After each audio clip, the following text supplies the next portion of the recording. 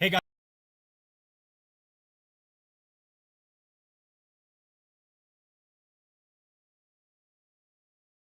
hey guys,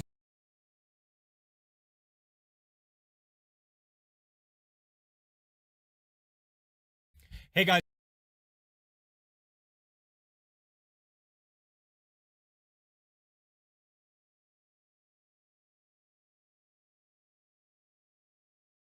hey guys, Pastor Channer here. Welcome to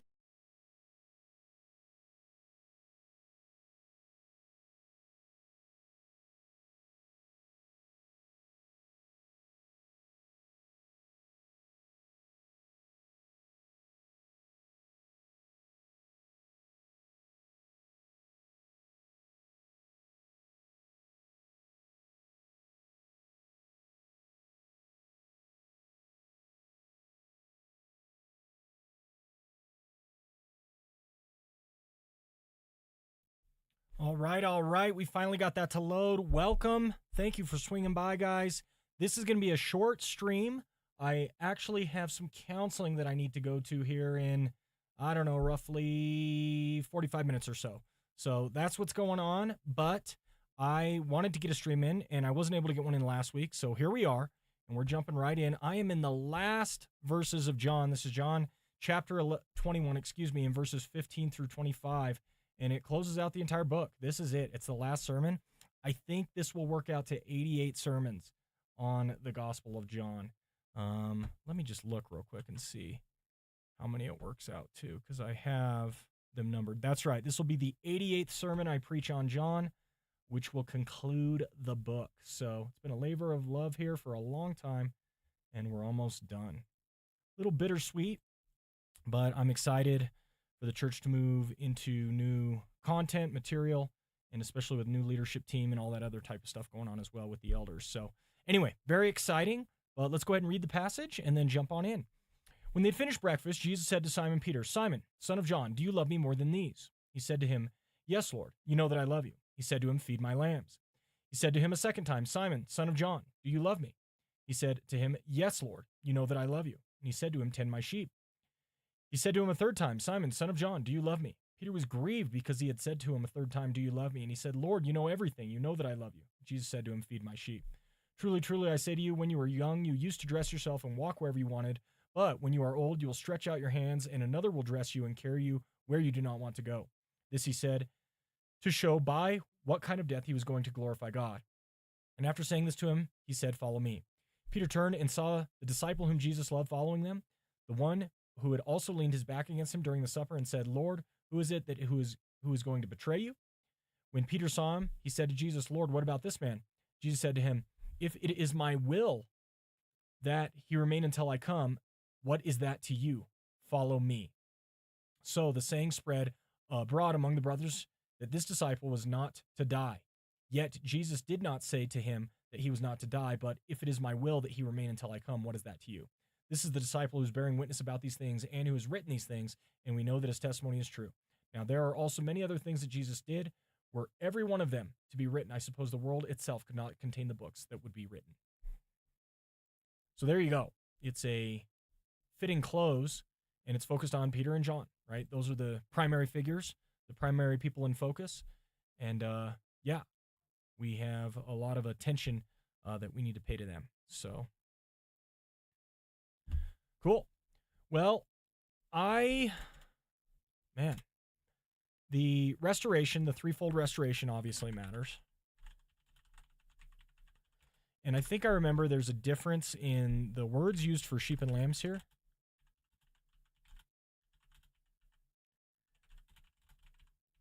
So that needs to be considered.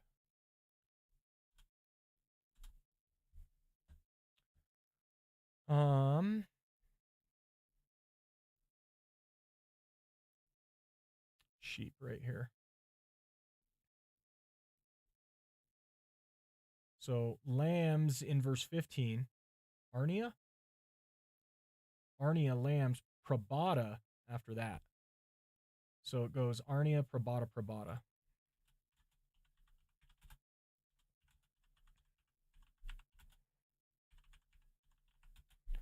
Okay, that's good to know. We also need to death he would die by. And then John not dying, question mark? That whole thing is important.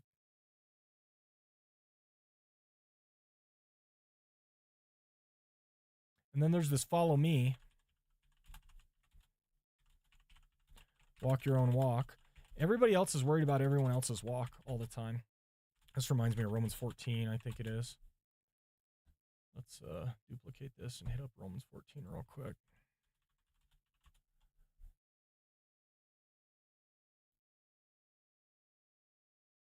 Yeah.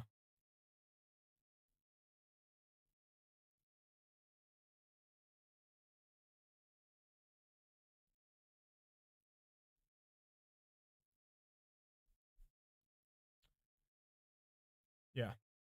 There's a lot here in Romans 14 that's relevant. Cool. We're already finding tons of stuff to preach on.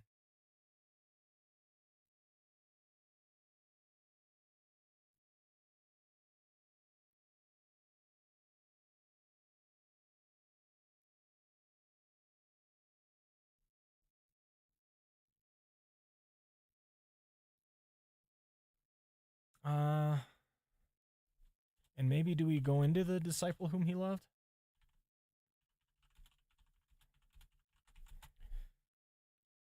Perhaps. I mean, that again, this is already great stuff.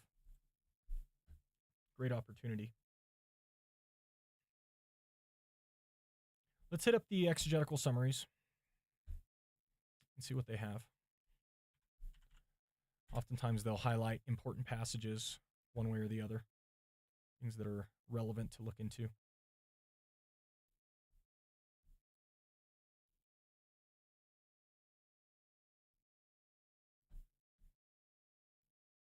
Lexicon question.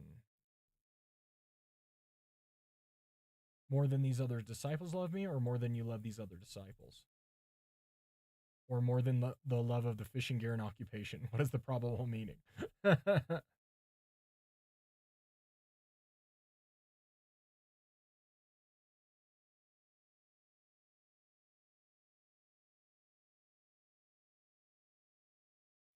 There's a handful of commentaries that say more than these means more than the boat, the net, and the occupation of fishing. That's kind of interesting. Okay, this is worth highlighting.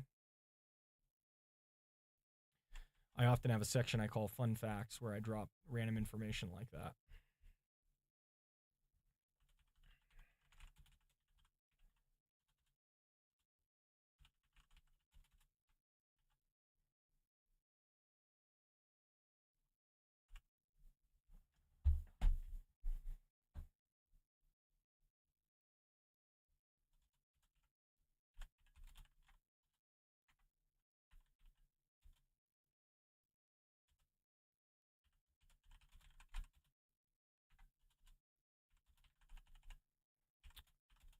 Refers to what? Okay. So some persons have tried to assign certain significance to the meaning of agapao, phileo. It does not seem possible to insist upon a contrast meaning in any of and all contexts. For example, usage in John 21:15-17 seems to reflect simply a rhetorical alternation designed to avoid undue repetition. There is, however, one significant clue to possible meaning differences in at least some contexts, namely the fact that the people are never commanded to love each other with phileo or philia, but only with agapao and agape. Though these meanings of these terms overlap considerably in many contexts, there are probably some significant differences in certain contexts. That is to say, phileo and philia are likely to focus on love or affection based upon interpersonal association, while agapao and agape focus on love and affection based on deep appreciation and high regard. On the basis of this type of distinction, one can understand some of the reasons for the use of agapao and agape to command Christians to love one another. It would, however, be quite wrong to assume that phileo and philia refer only to human love, while agapao and agape refer to divine love. This is almost just a repetition of Carson's material in exegetical fallacies. Both sets of terms are used for a total range of loving relationships between people and God, between God and Jesus Christ, which meaning is intended in this context. So, that's interesting. does he switch back and forth on that? I noted he switched back and forth on Arnia. Here's Philes. I don't see agape.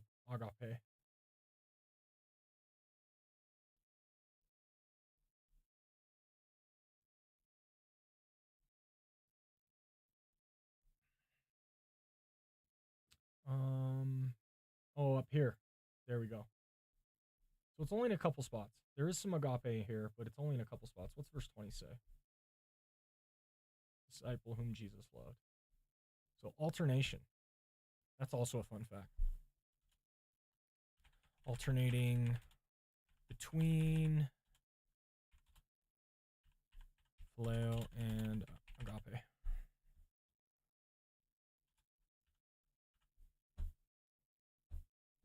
There you go. Cool. Continue. In verses 15 to 17, there's an intended difference between agapao and phileo. Indeed, Lord, thou doest know that I have affection for thee. Although there's no simple difference between the two words, yet the fact that Jesus switches to Peter's word in the final question to him suggests that there's a subtle distinction between the two, truly love versus love.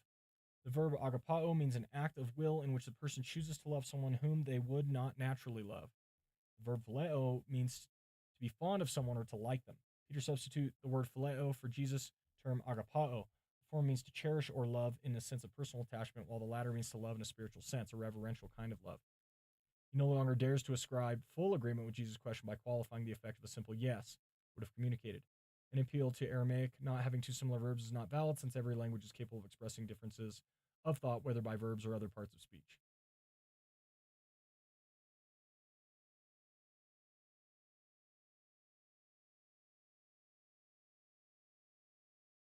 So some people have this difference, and then some say no intended difference.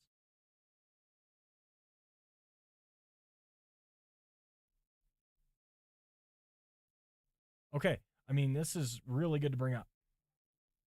There's probably going to be some people who are reading stuff or whatever that is under the impression about this. So that's important to grab.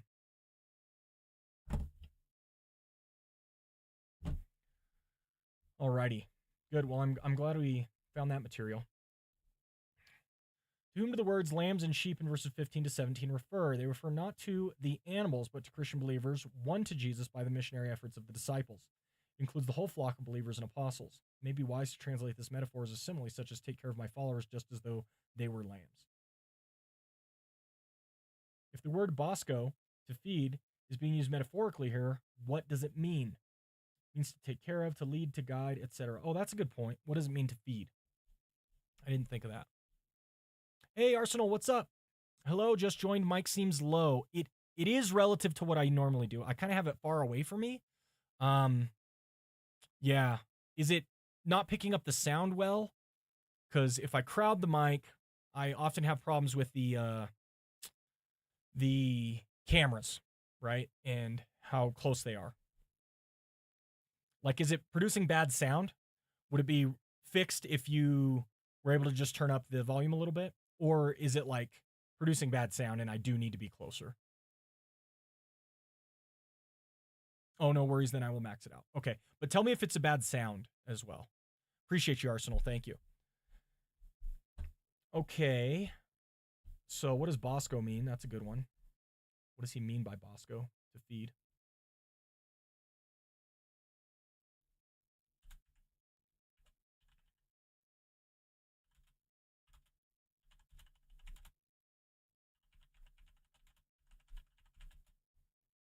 Sound is crisp and clear. Thank you. I appreciate that. All right.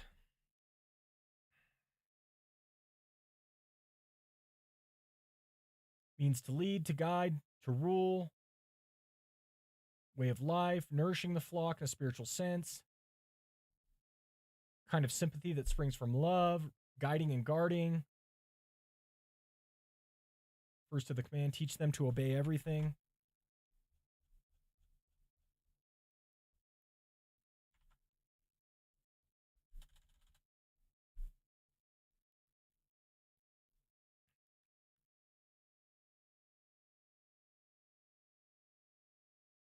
What word is emphasized? The pronoun su, you, in the words you know, is emphatic. Peter's own recent actions did not reveal love, so he cannot use them to support his claim. But he can appeal to Jesus' full knowledge of the situation. It is significant the word you is made explicit and repeated in all three verses, indicating the emphasis on the pronoun. Oftentimes, Greek is similar to Spanish in that your verb can have the pronoun in it. So oftentimes commentators state that the inclusion of the pronoun then is therefore emphatic because it's not quote unquote needed. There's a lot of that pronoun in this exchange. That's for sure. All right. Question: does the verb poimaino, to shepherd, differ in meaning from the verb to feed in verse 15? Shepherding is more general than feeding, indicates the governing of the whole church, or literally all the duties of a shepherd. The meaning of exercising the role of a shepherd is broader than simply feeding the flock. Taken strictly, the differences between lambs and sheep and feed and shepherd define the shepherd's total care for the whole flock. And then others say they're used synonymously.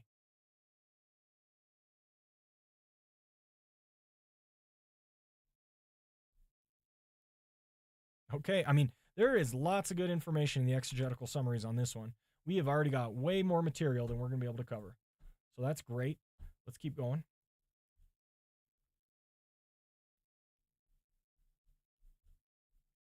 Why does Jesus repeat his question 3 times to Peter? Probably because Peter denied him 3 times.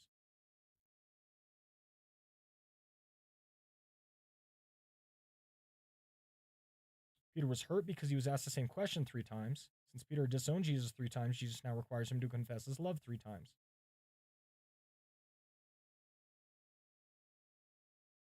The use of the word second time in verse 16, coupled with the words third time here, support the interpretation that it was the same question all 3 times with no change in the meaning intended. So that's a lot of people saying that the alternating word love, the alternating of the word sheep or lambs, etc., is not significant to the meaning or interpretation. Oh, but these say the changing of the word for love is what hurt Peter's feelings. Interesting.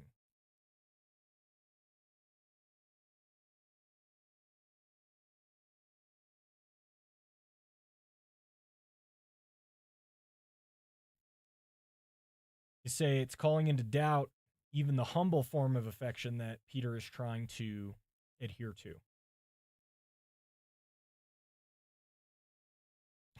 And then another 2 sets of words. Su oidos, you know everything, and su gnoskes, you know that I love you.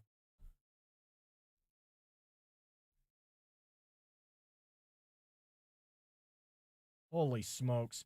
What if all of these changes in word actually mean something? All of them. This could be an extremely complex passage to try and interpret. Oh, the layers, no doubt. We've got different words for love. We've got different words for sheep and lambs. We've got different words for no. We've got different words for... Is that all of them? That might be all of them. Yes, lots of layers, Arsenal. You got it. Wow. And we're only 3 verses in. Does the phrase "you will stretch out your hands" refer to crucifixion or something else? It's probably euphemism for crucifixion. The word "stretch out one's hands" in the ancient world was taken to refer to death by crucifixion. Stretching out referred to the tying of the prisoner's hands to the horizontal crossbar of a cross. Verse 19 shows this action pointed to Peter's death, and he took Jesus' words as a prediction of his martyrdom.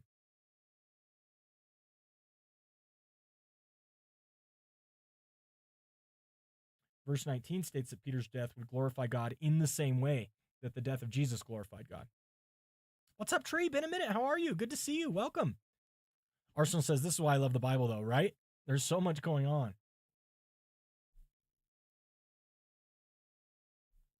Man, everything in this section is significant, it feels like. I do want to look at cross-reference of 2 Peter 1:14.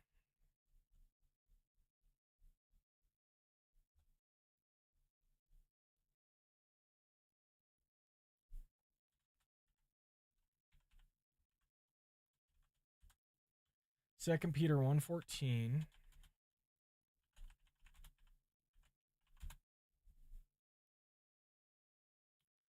Tree says the gospel is multi-layered, no doubt. No doubt about that. 2 Peter 1:14 says, since I know that the putting off my body will be soon, as our Lord Jesus Christ made clear to me. So he's referring to that directly. And we could also just smart search this real quick. According to church history, how was Peter martyred? And I think according to church history, he's martyred upside down. He's crucified upside down. But we can just grab that information real quick since it's relevant.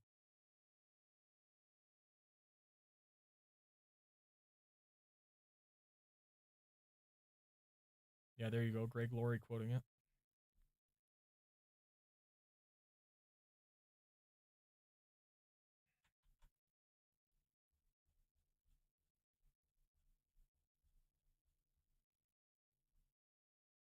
Let's see. Let's put these above here. There's just so much information here. I want to put this above it.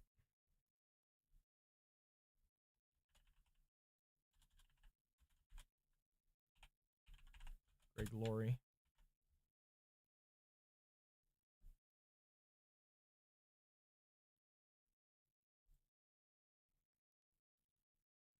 Let's see there. I'm sure there are other hits.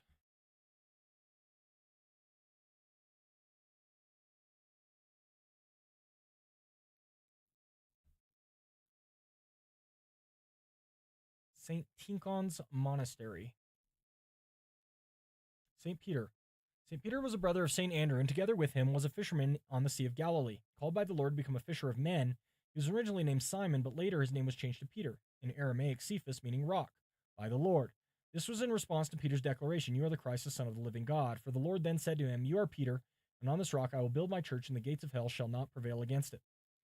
Holy Scripture amply witnesses to the fact that Peter occupied a primary place among the apostles, although not to the extremes claimed by the Roman Catholic Church. His activities after the resurrection are witnessed to in the Acts, and according to church tradition, he was later martyred in Rome, being crucified upside down at his own request, since he felt himself not worthy to die in the same manner as the Lord himself. The two epistles of St. Peter are ascribed to him, and he is celebrated together with the other chief apostle, St. Paul, on June 29th. So there you go.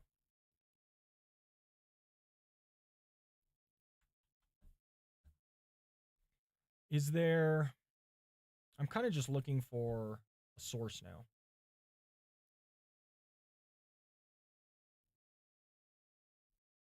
Oh, here we go. According to tradition, officials in Rome executed the apostle Peter in the AD 60s. Tradition of his martyrdom is found as early as 1 Clement 5:4. Peter, because of unrighteous jealousy, underwent not one or two, but many sufferings, and having thus borne testimony, went to his well-deserved place of glory, which can be dated around to the end of the 1st century. The more specific tradition that he was crucified is attested in the Muratorian fragment, late 2nd century, and in Tertullian's writings. This is exactly what I was looking for. Prescription Against Heretics, 36, and Scorpius 15. The tradition that Peter was crucified head downward is at least as early as Origen, citing Eusebius, so it was certainly known by AD 230, if not earlier. Oh, there's a text called the Martyrdom of Peter.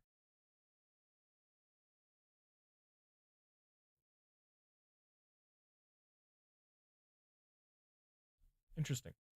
Well, let's grab this.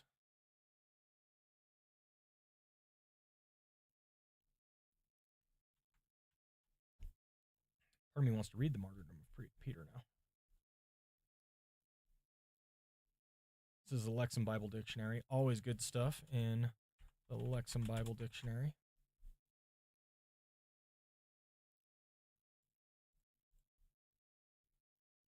Cool. Cool.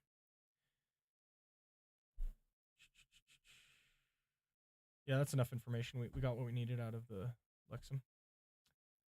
Continue to exegetical summaries. Verse 19. Should the first sentence of this verse be put into parentheses? Explanatory comment by the author of the gospel. First sentence of verse 19. It is in parentheses in the ESV. So if they're pretty sure about that, I don't have to question it.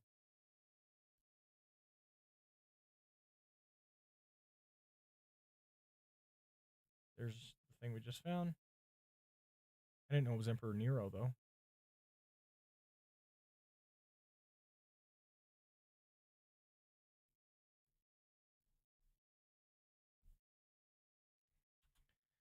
By Nero.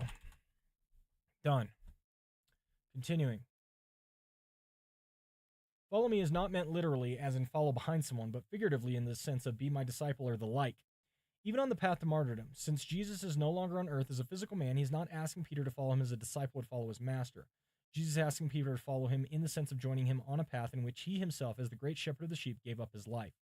The word follow may refer to nothing more than an invitation to take a walk with Jesus, since the next verse appears to show Jesus walking along with Peter and the beloved disciple. The literal sense cannot be ruled out, but it may refer to discipleship and death. The present tense indicates to continue to follow or to never stop following or to keep on following. It's funny because that same present tense argument was made by another commentator in yesterday's sermon, but he used it to say that Peter was returning to fishing forever, i.e. not going back to ministry. So it's funny how the present tense can get twisted and turned. In what sense is the verb following used? Literal sense to come behind. One also had leaned back on his chest. Okay, so nothing really of note in verse 20. 21, what is implied by Peter's question? Literally this one, but and what? Peter's question inquires about the destiny of the beloved disciple. If Peter understood that Jesus was predicting Peter's death, then he's asking the same question about the beloved disciple. How will his life end? Or will he meet a similar fate? Many translations rendered it something like, what about this man? It could also be translated, what will happen to him? Or what is he going to undergo? How will he die? What is to become of him? So there definitely is a preoccupation with others. Not only with the follow me, but what is to become of him.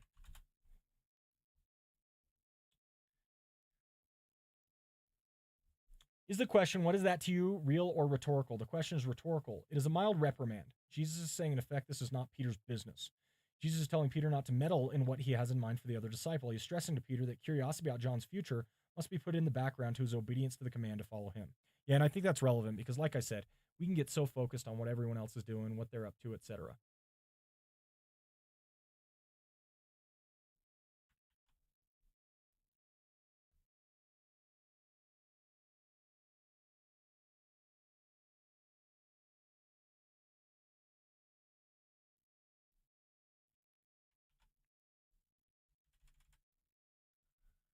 So the word went out, blah, blah, blah.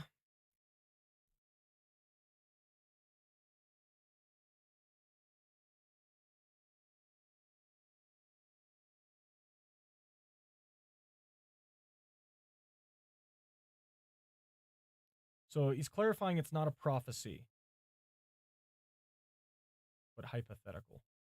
Oh, interesting. Verse 23, not a prophecy, but hypothetical. Interesting. Tree, why is it that Peter is interested in that particular person? Who is this gospel?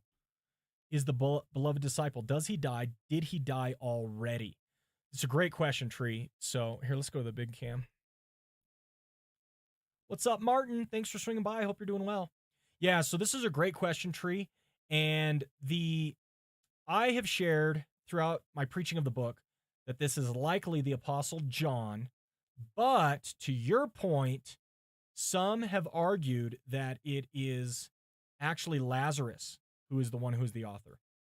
Martin says, I speak in the prophet's language. Nice. And so, Tree, to your question, who is the gospel of the beloved disciple? Could be the Apostle John, could be Lazarus, could be multiple others as well. Does he die?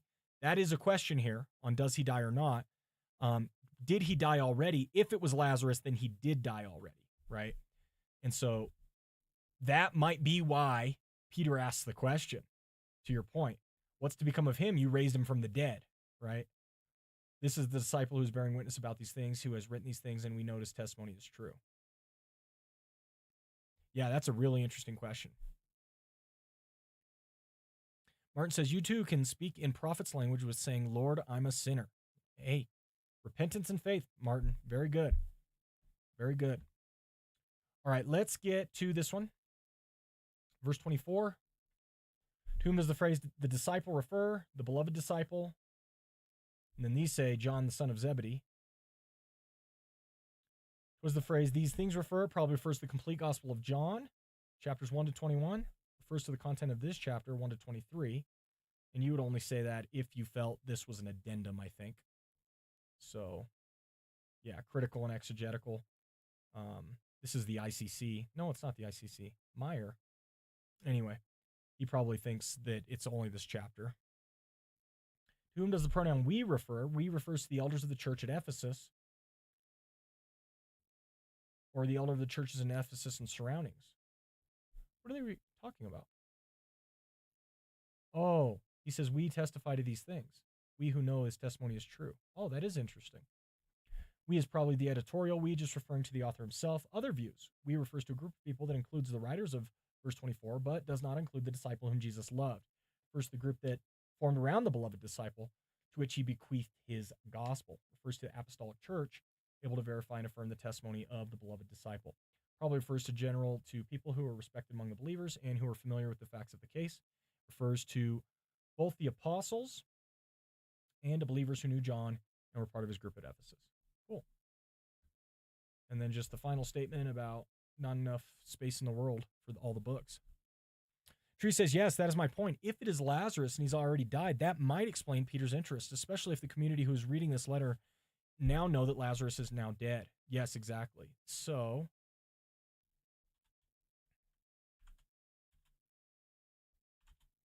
maybe a hint that it is Lazarus.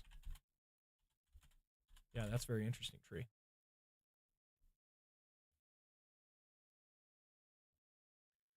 All right. This says it should be construed with verb to suppose.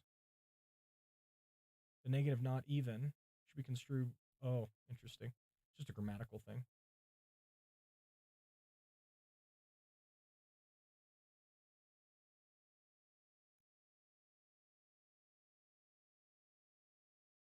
And they just say it's a hyperbolic expression. Martin says, which verse should I study? I'll let you decide. Well, I am studying John chapter 21, verses 15 to 25. John 21, 15 to 25. The last 10, 11 chapters of John. That's what I'm studying. You can study what you'd like. Oh, I needed to go back here. Sorry, I never went back. Okay, so we got a lot of interesting information. We have this threefold restoration is a whole mess, okay, with all the different words for things. Then there's the interesting comments about death and martyrdom and sacrifice. So, yeah, I kind of see three primary points, and that is restoration and its complexity,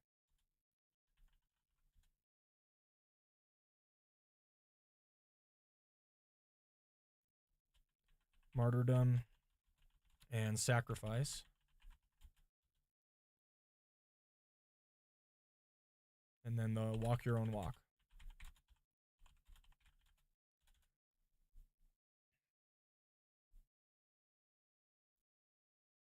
That really is the end of the chapter. It's talking about the walk your own walk piece, right? Because the martyrdoms and sacrifices are different. The restoration is for Peter alone. So I think this leads to a proposition something like, because we all have our own walk to walk, we should focus our attention on Jesus and not others. Something like that. Martin says, I'll read John, then come back. All right, sounds good, Martin. Something like this would be, I think, an appropriate an appropriate proposition.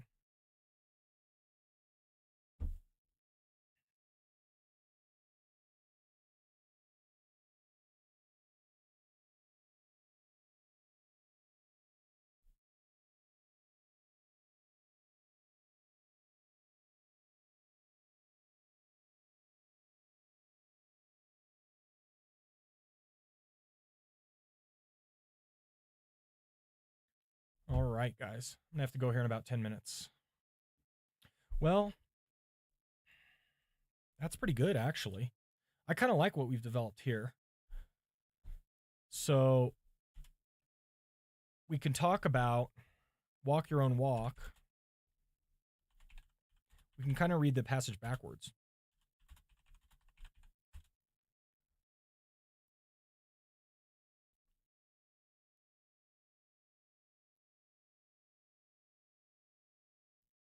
Well, this really is tied with the martyrdom and sacrifice comment. Martin says, "I bless those who shall show the sign of the cross in dinner." Very good. Thank you. Thank you. This isn't quite what I want it to be, but it's close. Let's maybe just read a couple. We got done with the exegetical summaries. Let's maybe just read like a couple of study Bibles and see kind of what some of the study Bibles are saying in terms of the larger framework of the pericope.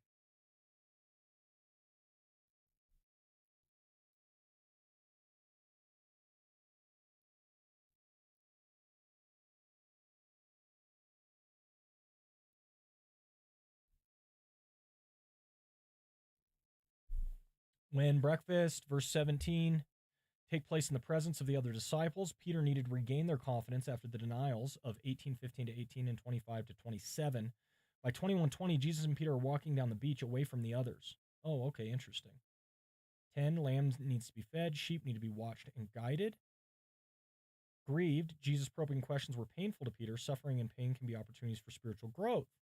Third time, in response to Peter's 3 denials. Love, a different Greek word than in the earlier question. In John, however, these 2 words are synonyms. Another will gird you, bound as a criminal. Death, follow me. Peter's ultimate task in life, do what Jesus did. Disciple loved. Jesus did not say. No human statement, not even from Jesus himself, is totally immune to misunderstanding. Oh, that's interesting.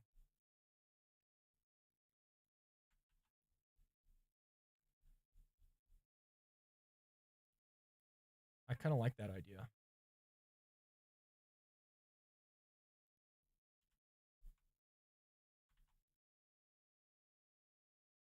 And this was from the Andrews Study Bible. Andrews University. Kind of like that one.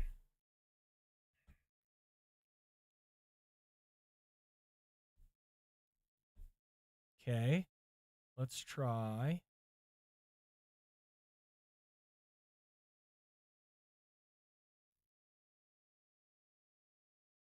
I want something a little more high level. You know what I like when I'm looking for high level? I keep coming back to this one. I gave this one a low rating when I did my tier list, but these days I keep coming back to the Grace and Truth Study Bible because it has like a nice, consistent paragraph for each section. Look at this. It's just a good paragraph, good section. They give good summaries. The dialogue between Jesus and Peter is one of the most famous exchanges in the Bible. The encounter must be read in conjunction with Peter's threefold denial. Just as Peter denied Jesus 3 times in the presence of their enemies, now Peter must affirm his love for Jesus in the presence of their friends. Jesus used Peter's full name to underscore the seriousness of the exchange. In the light of the burning coals, Jesus asked Peter if he loved him. Jesus had masterfully recreated the scene where not too long before Peter had denied him as he warmed himself by the fire. Jesus was likely asking Peter if he loved him more than the other disciples loved him. Earlier, Peter had asserted confidently that he would lay down his life for Jesus regardless of what the others might do. The fact that Jesus had asked them the same question 3 times grieved Peter. He knew he had denied Jesus 3 times. Jesus made sure that Peter understood that loving him means caring for his people by calling his people his sheep. Jesus reminded Peter that he is the good shepherd. Jesus replied to each of Peter's responses with a call to service. That's a good point. I completely missed it. So not only is it walk your own walk in martyrdom and sacrifice, but Loving Jesus means loving and caring for his people. So that would make the walk your own walk not the primary point. Well, it still would be the primary point, but you love and care in different ways depending on your strengths or weaknesses. I think that's valuable. This is a good one, man.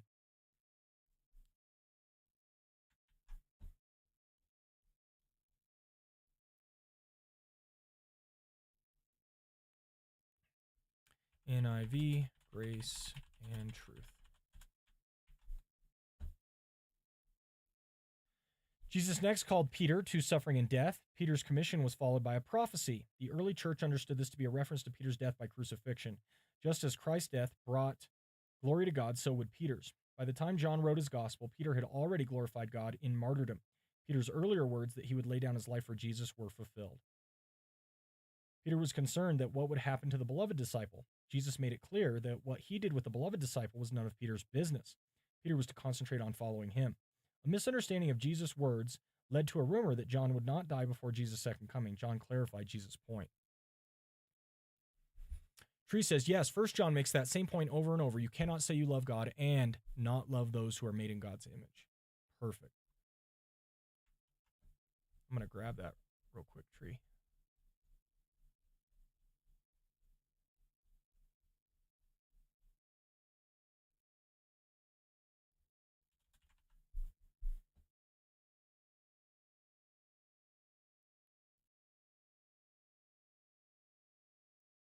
It is difficult to know if these final words are the words of John's disciples authenticating the veracity of the beloved disciples' witness, or if they are the words of John, referring to himself indirectly and in the third person.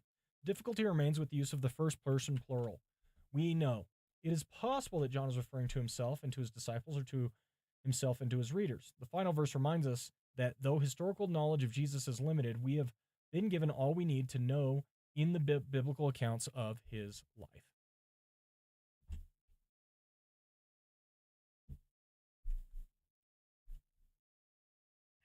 All right.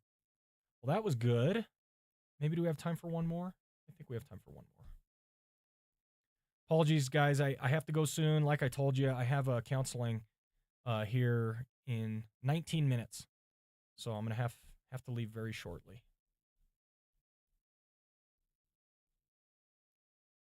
Let's go here. And here.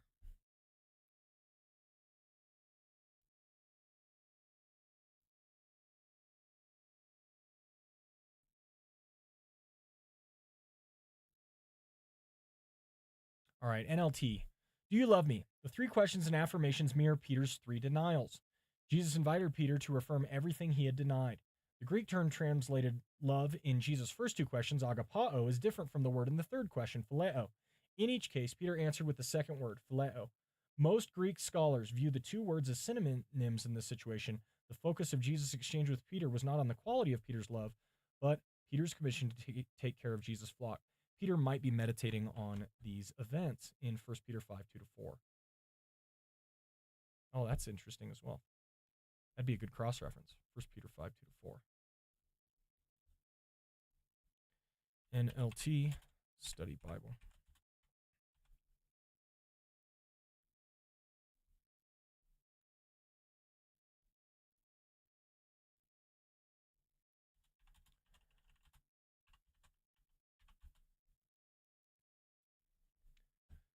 More than these, or more than these others do. Jesus was reminding Peter of his insistence that he would be more faithful and courageous than the others. He was urging Peter to examine himself. Oh, that's interesting. Jesus actually encourages him examining himself relative to others, and then tells him to focus on his own walk. What an interesting development.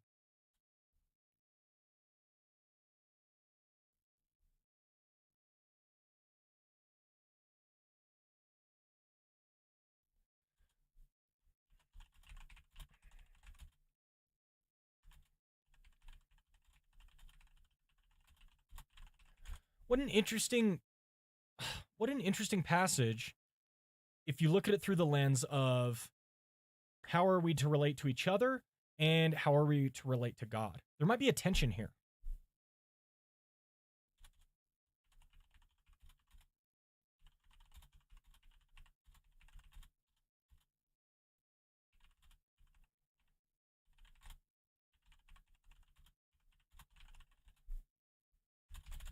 That's very nuanced. 17, feed my sheep. Jesus, who knows all things, understood that despite Peter's terrible failing, he still had faith and commitment to Jesus. These words called Peter to nurture and protect Christ's followers. You'll stretch out your hands. Find you. Crucifixion. What about him? Not Peter's business. We already saw that. This episode forms the core of John's concept of discipleship.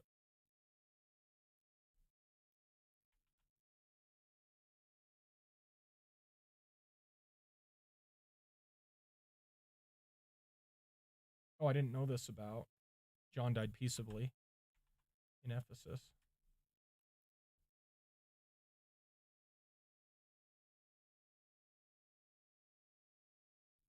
Anchored in personal experiences. That's relevant. Cool. All right, guys. I got to stop there. Hey, thanks for hanging out with me, even for just such a short stream as this, but it was really valuable to me. Oh, man, I had the light on a bit too much the whole time. Might be a little bit better. Anyway, appreciate you all so much. It's fantastic. Is there tension when loving God must include loving those in Christ's body? Yeah, that could certainly lead to tensions within the community. That's for sure, right? So I will put that down as well. Cool. Well, like I said, guys, I got to go. I got counseling to do. So I appreciate you all so much. I know it was a short stream, but this was good. I think it was productive. I got into the text. I have a decent understanding now of the direction I want to go. It's very interesting, the relationship we have between us, other believers, and Christ. And that's like what the whole passage is about. And he encourages Peter to look to others and then encourages him to not look to others at the same time. How do we do that? So anyway, very, very intriguing. All right, guys, appreciate you so much. I hope that you have a fantastic week. We'll catch you all again real soon. Take care. God bless. Bye.